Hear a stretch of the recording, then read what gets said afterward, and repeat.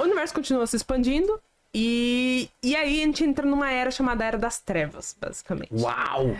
Que não... Assim, o problema é que, os átomos se formaram, só que são átomos neutros. Os fótons estavam indo embora, estavam tipo, se espalhando e não tinha uma fonte de luz ali. Por isso que a gente chama de Era das Trevas. Porque não tinha nada ali que emitisse luz. No caso, por exemplo, estrela ou um buraco negro se alimentando. Nessa época não tinha nada ainda. Não tinha nada, só tinha os átomos neutros que não eles são neutros, né? Eles não vão emitir nada, eles estão ali de boa.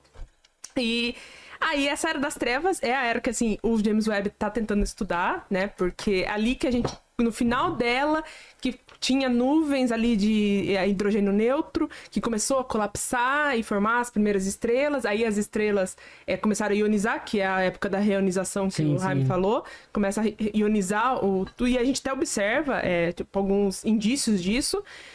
Só que aí entra várias questões, né? Agora que entra as grandes perguntas, que é... O que veio primeiro, buraco negro ou a galáxia? Porque, lembra as flutuações que eu falei? Sim. Algumas ideias dizem que alguma dessas flutuações, quando o universo expandiu, formou buracos negros. Então, buracos negros já existiam. Os primordiais. Os primordiais. A gente não observou isso, era uma coisa que o Hawking também defendia. Ele defendia muito. Mas a gente não observou, então a gente não sabe. Mas o que formou primeiro? Foi a galáxia que se formou primeiro? Ou foi o buraco negro que se formou primeiro? Como essas estrelas se formaram? Porque a gente nunca observou essas primeiras estrelas que seriam feitas só de hidrogênio e hélio. Então, são muitas questões que é o que o James Webb está tentando responder, observando ali... Não é nem o final da Era das Trevas, é meio que o meio da Era das Trevas, que é 400 milhões de anos, 300 milhões de anos, mais ou menos.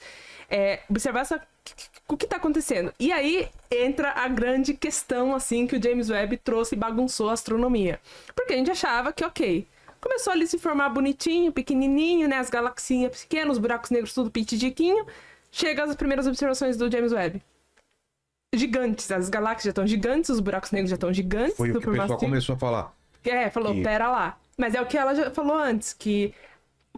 A gente vai brigar com quem? Com a teoria Big Bang, que já é bem estabelecida e já tem outras observações? Ou a gente vai brigar com a formação que a gente nem sabia direito como que era? E que nós já esperávamos lacunas.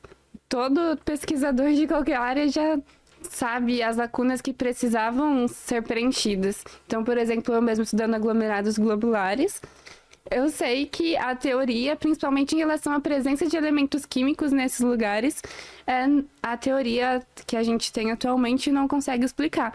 Então, o Big Bang, o James Webb só confirmou aquilo que a gente já esperava, que era a existência dessas lacunas na teoria de formação de galáxias. Sim. E os grandes vazios? Isso. E as paredes de galáxias? O que vocês acham?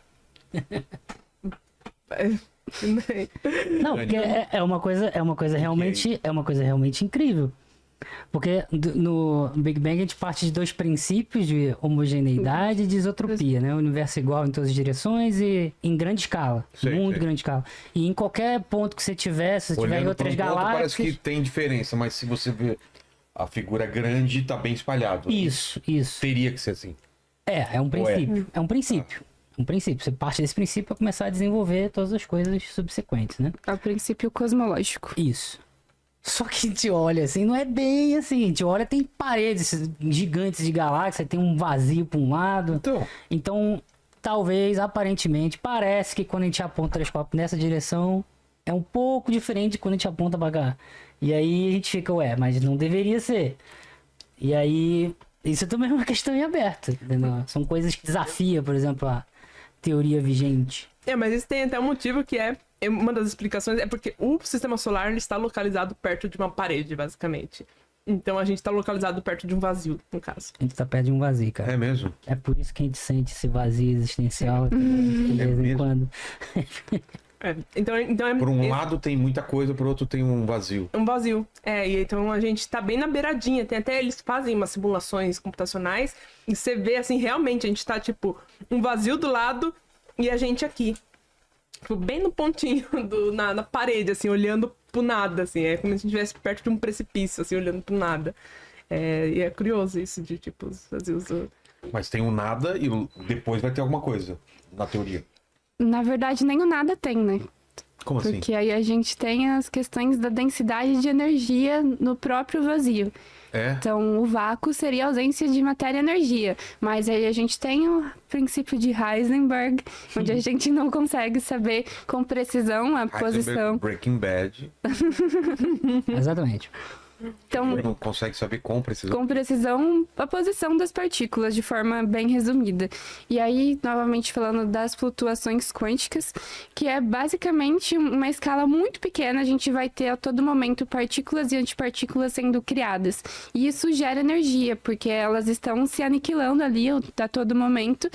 E essa energia está no próprio vácuo. Então, a gente não teria um nada, nem uma ausência de energia. Inclusive, a gente chama isso de energia do ponto zero. E aí, novamente, a gente pode falar do modelo Lambda CDM, que fala da energia escura e da matéria escura, que a gente vai ter um contraste muito grande entre a quantidade de energia prevista e a quantidade de energia que a gente observa. Que a previsão é muito maior do que a que é observada. E é até curioso esse negócio do Heisenberg e da energia, porque quando você estuda a flutuação, porque você fala, incerteza, a gente sempre pensa em incerteza que é do experimento, né? Tipo, da ferramenta. Não, é incerteza da natureza. A natureza está variando. Então, assim, a energia, porque o Heisenberg fala da posição e do momento, né? Mas também fala da energia e tempo. Então, Isso... Não, termina. Então, assim, a energia está variando também. E é nesse momento que partículas começam a ser criadas. E nessa instabilidade da natureza. A própria natureza oferece isso. A Enel, então, tem uma justificativa pra essa merda de energia variante. É mais ou menos por aí. O universo é assim, querido. Como que eu vou conseguir? Tu falou um negócio que me lembrou novamente a discussão dos nomes de semântica, Big Bang. Tá. Princípio de incerteza de Heisenberg. Todo mundo no YouTube escreve princípio de incerteza de Heisenberg. Mas existe uma história por trás, porque o princípio de incerteza era um princípio na época de Heisenberg. Passou-se o tempo, a gente construiu a mecânica quântica, e aí você, através de princípios primeiros, você consegue chegar nas equações ali das incertezas. Aí por isso que hoje em dia, se você perguntar pra galera ali mais preciosista, ela vai dizer... Eles vão dizer relações de incerteza. Já não é mais princípio. Tá. Pode ser que a gente consiga fazer isso com, por exemplo, os princípios da relatividade. Velocidade da luz, C, constantes, referenciais e tal. Pode ser que a gente faça isso, mas não conseguiu. É o que a galera tenta, né? De você ter alguma coisa mais fundamental ainda, do qual você brincando ali e fazendo as contas, você deriva esses tais princípios, que eram princípios e não são mais. Mas é interessante, que isso ficou no imaginário, princípio de incerteza. Não é mais um princípio. Pior que até em livros, às vezes, E você até acha em livros princípio. você acha escrito princípios.